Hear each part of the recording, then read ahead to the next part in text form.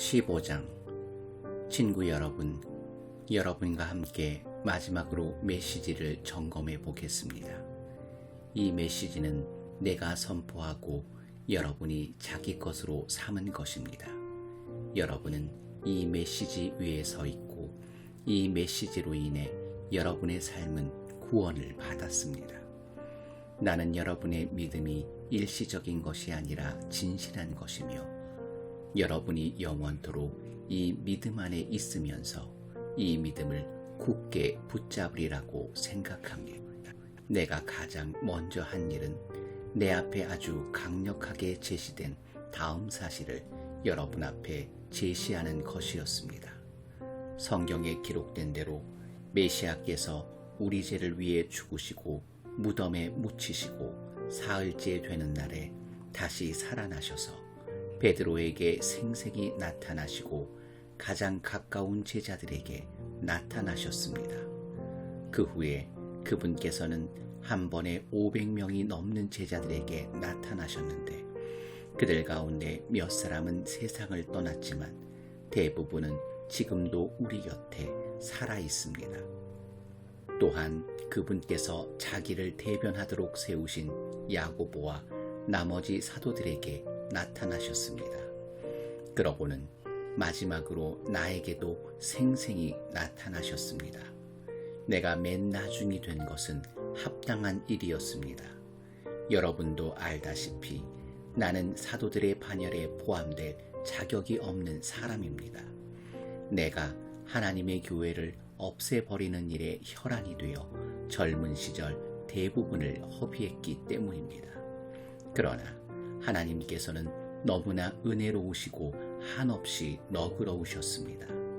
그래서 오늘의 내가 있게 된 것입니다. 나는 그분의 은혜를 헛되게 하지 않을 것입니다.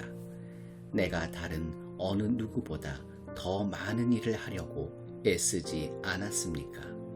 그렇다고 해도 내가 한 일은 그리 대단한 것이 아니었습니다. 하나님께서 내게 할 일을 주시고 감당할 힘도 주셨기에 내가 할 수 있었던 것입니다. 그러므로 여러분이 내게서 메시지를 들었던 다른 사람들에게서 들었던 간에 그것은 같은 메시지입니다. 나나 그들이나 하나님의 진리를 전했고 여러분은 여러분의 삶을 맡겼습니다. 이제 나는 여러분에게 의미심장하면서도 어려운 질문을 던지려고 합니다. 여러분은 우리가 선포한 사실, 그리스도께서 죽은 자들 가운데서 다시 살아나셨다는 사실을 믿어서 신자가 된 것인데 사람들이 부활 같은 것은 없다고 말하도록 내버려 두다니 어찌 된 일입니까? 부활이 없다면 그리스도께서 살아나는 일도 없었을 것입니다. 그리스도의 부활이 없다면 우리가 여러분에게 전한 모든 것은 교묘한 속임수가 되고 여러분이 목숨을 걸고 붙잡은 모든 것도 교묘한 속임수가 되고 말 것입니다. 뿐만 아니라 부활이 없다면 우리는 하나님에 대해 뻔뻔한 거짓말을 늘어놓는 죄를 범한 셈이 되고 하나님께서 그리스도를 다시 살리셨다고 증언한 우리의 진술도 순전히 거짓말이 되고 말 것입니다. 죽은 자들이 다시 살아나는 일이 없다면 그리스도께서 다시 살아나는 일도 없었을 것입니다. 그분은 실제로 죽으셨기 때문입니다. 그리고 그리스도께서 다시 살아나지 않으셨다면 여러분은 지금도 예전처럼 어둠 속에서 길을 잃고 헤매고 있을 것입니다. 그것은 그리스도와 부활을 신뢰하며 죽은 이들에게 훨씬 불행한 일이 되었을 것입니다. 그들은 이미 무덤 속에 누워 있으니 말입니다. 우리가 그리스도에게서 얻은 것이 이 땅에서 잠시 사는 동안 누리는 작은 감동이 전부라면 우리야말로 정말 가엾은 사람일 것입니다. 그러나 진실은 이렇습니다. 그리스도께서 다시 살아나셔서 장차 무덤을 떠날 수많은 사람들의 첫 유산이 되신 것입니다. 이것과 관련해 적절한 예를 들어 보겠습니다. 처음에 죽음이 한 사람을 통해서 왔고 부활도 한 사람을 통해서 왔습니다. 아담 안에서 모든 사람이 죽은 것과 같이 그리스도 안에서 모든 사람이 살아납니다. 그러나 우리는 순서를 기다려야 합니다.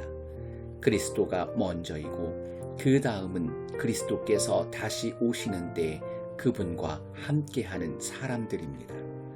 그리스도께서 다시 오시는 때는 장중한 완성의 때일 텐데 그때가 되면 그리스도께서 반대 세력을 부서뜨리고 그의 나라를 하나님 아버지께 넘겨드릴 것입니다. 그분께서는 마지막 원수가 쓰러질 때까지 멈추지 않으실 것입니다. 그 마지막 원수는 다름 아닌 죽음입니다. 시편 기자는 하나님께서 그들 모두를 낮추시고 하나님께서 그들 모두를 짓밟으셨다고 말했습니다. 하나님께서 그들 모두를 짓밟으셨다고 말할 때 모든 것을 짓밟으신 분께서 동시에 짓밟힐 수 없다는 것은 자명한 이치입니다. 하나님께서 마침내 만물과 모든 이들을 다스리실 때 그 아들도 모든 이들의 자리로 내려가 그들과 함께 서서 하나님의 통치가 미치지 않는 곳이 없음을 증명해 보이실 것입니다. 완벽한 결말이 아닐 수 없습니다. 사람들이 죽은 자들을 위해 세례를 받는 이유가 무엇이라고 생각합니까? 죽은 자들의 부활이 없고 하나님의 능력이 무덤 입구에서 그치고 만다면 그분께서 무덤을 깨끗이 정리하시고 모든 이들을 끌어올려 일어서게 하실 것을 암시하는 행위를 우리가 무엇 때문에 계속한다는 말입니까? 내가 이토록 위험한 일에 목숨을 거는 이유가 무엇이겠습니까? 나는 살면서 하루도 빠짐없이 죽음과 직면합니다. 여러분은 내가 부활하신 메시아 예수께서 보증해 주신 여러분의 부활과 나의 부활에 대한 확신도 없이 이 일을 하고 있다고 생각합니까? 여러분은 내가 에베소에서 나의 최후가 되지 않기를 바라면서 사나운 짐승들과 싸울 때 그것이 단지 영웅처럼 행동하려고 한 것에 불과하다고 생각합니까? 결코 그렇지 않습니다.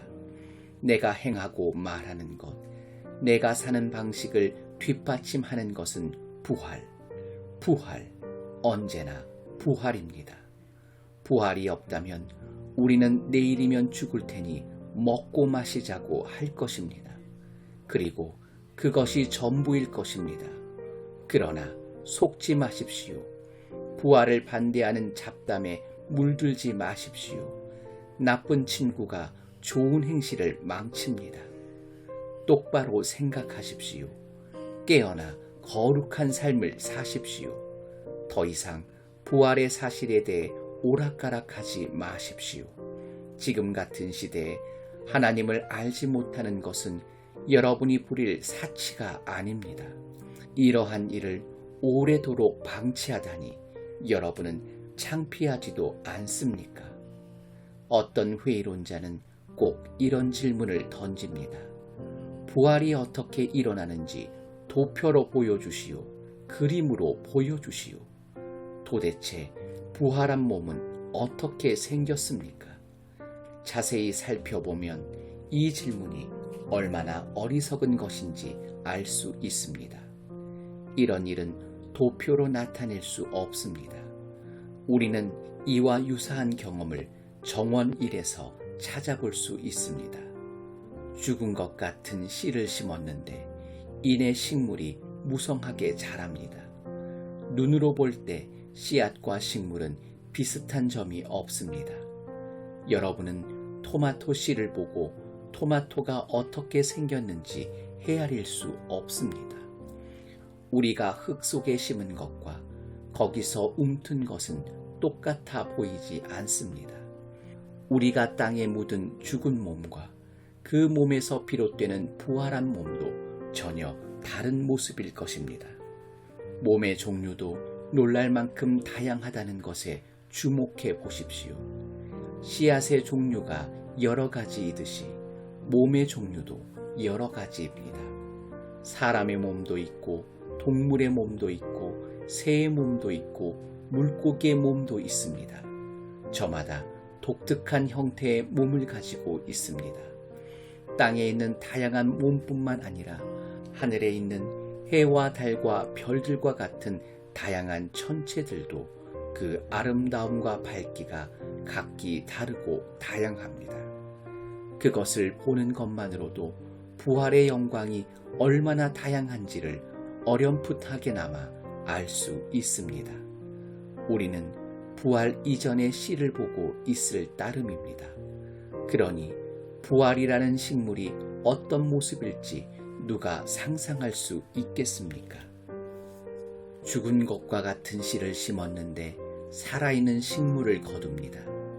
이 이미지는 기껏해야 밑그림 정도에 불과하지만 부활한 몸의 비밀에 접근하는데 도움이 될 것입니다.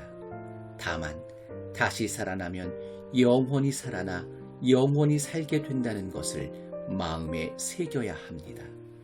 죽어서 묻힌 몸은 아름답지 않지만 다시 살아난 몸은 영광스럽습니다. 약한 것을 심었는데 강한 것이 싹틉니다. 뿌린 씨는 자연의 것인데 거기서 자란 것은 자연 너머의 것입니다. 씨도 같은 씨이고 몸도 같은 몸이지만 그것이 육체로 죽어 묻힐 때와 영원한 영의 생명으로 다시 살아날 때 그 차이는 실로 엄청납니다. 성경에서 이 순서를 따라가 보겠습니다. 첫 번째 아담은 생명을 얻었고 마지막 아담은 생명을 주는 영이 되었습니다. 육체의 생명이 먼저 오고 영적인 생명은 그 다음에 옵니다. 기초는 흙으로부터 단단히 빚어졌지만 최종 완성은 하늘로부터 옵니다. 첫 번째 사람이 흙에서 난 이래로 사람들은 땅에 속한 사람이 되었습니다. 두 번째 사람은 하늘에서 났고 사람들은 이제 하늘에 속한 사람이 될 수 있습니다. 이제껏 우리는 땅에 뿌리를 두고 살아왔지만 이제는 하늘에 속하는 것을 목표로 삼아야 합니다. 친구 여러분, 내가 강조하고 싶은 것은 이것입니다. 땅에 속한 우리의 삶은 그 본성상 우리를 하나님 나라로 인도해 주지 못합니다. 그 삶의 자연스러운 본성은 죽음입니다. 그러니 그 삶이 어떻게 마지막에 가서 자연스럽게 생명의 나라에 들어갈 수 있겠습니까? 그러나 나는 여러분에게 나도 다 이해하지 못하는 놀라운 비밀을 알려드리겠습니다. 우리는 모두 죽지 않고 변화될 것입니다. 여러분이 모든 소리를 잠재울 나팔 소리를 듣고 위를 쳐다보며 눈을 깜빡이는 순간 그 일은 끝날 것입니다. 나팔 소리가 하늘로부터 울리면 죽은 자들이 무덤을 박차고 일어나서 죽음의 힘이 미치지 못하는 곳, 다시는 죽을 일이 없는 곳에 이르게 될 것입니다. 그와 동시에 우리도 그들과 똑같은 방식으로 모두 변화될 것입니다. 부활 계획표에는 다음과 같은 일이 일어나도록 되어 있습니다. 모든 썩을 것이 썩지 않을 것으로 바뀌고 죽을 수밖에 없는 것들이 죽지 않을 것으로 바뀔 것입니다. 그때가 되면 다음의 말씀이 이루어질 것입니다. 생명이 죽음을 삼키고 승리를 거두었다. 오 죽음아, 누가 최종 결정권을 쥐었느냐? 오 죽음아, 이제 누가 너를 두려워하겠느냐? 죄가 죽음을 두려운 존재로 만들었고 율법의 죄책이 죄에게 권세와 파괴력을 주었습니다. 그러나 생명이신 분의 단 한 번의 승리로 그 세 가지 죄와 죄책과 죽음이 모두 사라지게 되었습니다. 이 모두가 우리 주 예수 그리스도의 선물입니다. 그러니 하나님께 감사드리십시오. 사랑하는 친구 여러분, 우리를 위해 이루어진 이 모든 일을 기억하고 굳게 서서 흔들리지 마십시오. 주저하지 마십시오. 여러분이 주님을 위해 하는 일이 시간 낭비나 헛수고가 아님을 확신하여 주님의 일에 매진하십시오.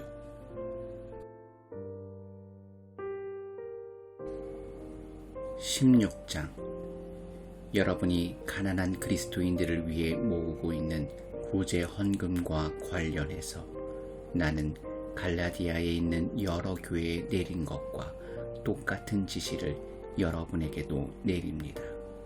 여러분 각자 일요일마다 헌금하고 그것을 잘 보관하십시오. 할 수 있는 한 후하게 하십시오. 그러면 내가 그리로 갈 때 여러분은 모든 준비를 마쳐서 내가 따로 부탁하지 않아도 될 것입니다. 내가 가면 여러분이 대표로 세운 사람들에게 편지를 써주어 권한을 부여하고 그들을 예루살렘으로 보내어 여러분의 선물을 전하도록 하겠습니다. 내가 함께 가는 것이 최선이라고 생각하면 기꺼운 마음으로 그들과 함께 가겠습니다. 나는 그리스 북부 지역을 거쳐 여러분에게 갈 작정입니다. 오래 머물 계획은 아니지만 한동안 여러분과 함께 지내며 겨울을 나게 될지도 모르는데 그래도 되겠습니까? 그런 다음에 여러분은 다음 행선지로 나를 보내주면 됩니다. 나는 다른 주요 행선지로 가는 도중에 여러분에게 잠깐 들르려는 것이 아닙니다. 나는 얼마 동안 편안한 마음으로 머물고 싶습니다. 주님께서 허락하시면 우리는 그 시간을 갖게 될 것입니다. 나는 지금 이곳 에베소에 머무르고 있습니다. 선한 일을 할 수 있는 큰 문이 이곳에 활짝 열렸으니까요. 물론 저항도 만만치 않습니다. 디모데가 그리로 가거든 잘 보살펴 주십시오. 그가 여러분 가운데서 마음 편히 지낼 수 있게 해 주십시오. 그도 나처럼 주님을 위해 열심히 일하는 사람입니다. 그를 얕보는 사람이 없게 하십시오. 그리고 얼마 후에 여러분의 축복과 함께 그를 내게 보내주십시오. 내가 그를 기다리고 있다고 전해 주십시오. 그와 함께하는 벗들도 그를 기다리고 있습니다. 우리의 벗 아볼로에 관해서 말씀드리면 나는 그가 여러분을 방문할 수 있게 하려고 최선을 다했습니다. 그러나 아직 그를 설득하지 못했습니다. 지금은 적절한 때가 아니라고 생각하는 것 같습니다. 그러나 적절한 때가 올 것입니다. 깨어 있으십시오. 여러분의 믿음을 굳게 붙잡으십시오. 전력을 다하십시오. 확고해지십시오. 쉬지 말고 사랑하십시오. 친구 여러분, 나의 부탁을 들어주기 바랍니다. 스데바나 가족에게 특별한 관심을 기울여 주십시오. 여러분도 알다시피 그들은 그리스에서 얻은 첫 번째 회심자들입니다. 회심 이후로 그들은 그리스도인들을 섬기는 일에 헌신해 왔습니다. 나는 여러분이 이런 사람들을 존중하고 존경하기를 바랍니다. 그들은 바람직한 일이 무엇이며 그 일을 어떻게 해야 하는지를 보여주는 동료요 일꾼입니다. 나는 스데바나와 부드나도와 아가이고가 나와 함께 있게 되어 얼마나 기쁜지 모릅니다. 그들이 내가 여러분과 함께 하지 못해 아쉬워하는 마음을 어느 정도 채워주고 있습니다. 그들이 여러분과 나 사이의 소식을 전해주어 내 기운을 북돋아 주었습니다. 이런 사람들이 여러분 가운데 있음을 자랑으로 여기십시오. 이곳 서아시아에 있는 교회들이 여러분에게 안부를 전합니다. 아굴라와 프리스길라 그리고 그들의 집에 모이는 교회가 안부를 전합니다. 이곳에 있는 모든 것들이 안부를 전합니다. 거룩한 포옹으로 주위의 안부를 전해주십시오. 나 바울이 친필로 안부를 전합니다. 누구든지 주님을 사랑하지 않는 사람이 있으면 그를 내쫓으십시오. 주님을 위한 자리를 마련해 두십시오. 우리 주 예수께서 여러분에게 두 팔을 활짝 벌리고 계십니다. 나는 메시아이신 예수 안에서 여러분 모두를 사랑합니다.